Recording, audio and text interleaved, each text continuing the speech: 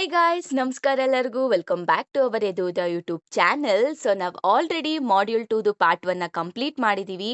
So ಅದರಲ್ಲಿ ನಾನು mostly 5 ಕ್ವೆಶನ್ಸ್ನ ಕಂಪ್ಲೀಟ್ ಮಾಡಿಕೊಟ್ಟಿದ್ದೆ. ಸೊ ಕಂಪ್ಲೀಟಾಗಿ ನೀಟಾಗಿ ಕನ್ನಡದಲ್ಲಿ ಎಕ್ಸ್ಪ್ಲೇನ್ ಮಾಡಿದ್ದೀನಿ. ಸೊ ಫಸ್ಟ್ ನೀವು ಪಾರ್ಟ್ 1 ನೋಡಿಲ್ಲ ಅಂದರೆ ಪಾರ್ಟ್ 1 ನೋಡಿಕೊಂಡು ಆಮೇಲೆ ಪಾರ್ಟ್ 2ಗೆ ಬನ್ನಿ. ಸೊ ಆವಾಗ ನಿಮಗೆ ನೀಟಾಗಿ ಫ್ಲೋ ಸಿಗುತ್ತೆ.